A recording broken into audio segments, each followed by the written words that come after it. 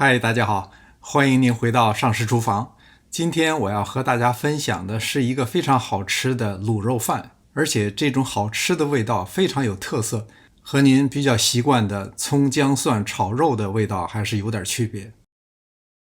这道菜最好用不带皮的五花肉，这是我从 Mariano's 买的五花肉，肥瘦均匀，质量非常好，切成1厘米见方的长条，既容易煸出油，又不会炒得不见踪影。洋葱是这道菜提味的关键，切的宽窄大体和肉条相当。提前泡好3根腐竹，切成段儿。泡发好的香菇切成丁儿。煮好的6个鸡蛋去皮。再准备点蒜片和姜丝。炒锅里多放一点油，烧热以后下入洋葱。我们这道菜实际上用不了这么多油，不用担心会浪费。炸洋葱剩下的油可是宝贝，下次炒菜的时候放，一定会让您的菜有意想不到的效果。洋葱不用炸干，煎出金黄色就立刻捞出。铸铁锅里不用放油，直接下入五花肉，火力不用太大，7、8成火力就可以。要炒到肉微微变黄，有油明显的渗出。加入姜丝，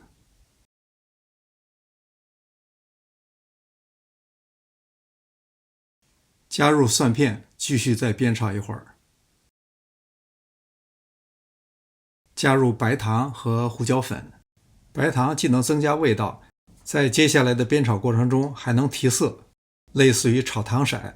胡椒粉在爆炒的过程中也特别香。倒入生抽、料酒、适量的蚝油，再加点老抽增加颜色。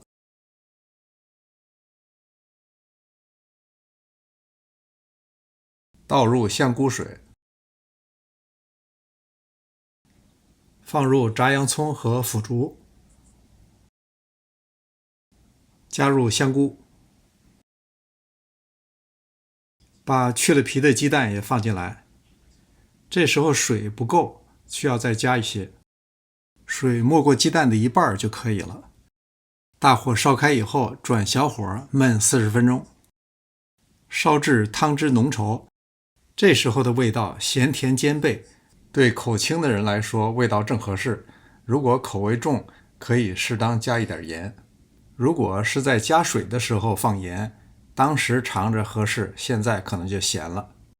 这道菜最特别的味道就是炸洋葱的香味儿，渗透到所有的材料里，和米饭是绝配。可能您家的米饭今天又不够吃了，您如果想做的时候，适当的多加一些材料，这道菜不怕剩，装一盒便当，第2天吃味道一点都不差。感谢您的观看，希望看到您的留言。临走前别忘了点赞订阅。这里是上食厨房，我们下次再见。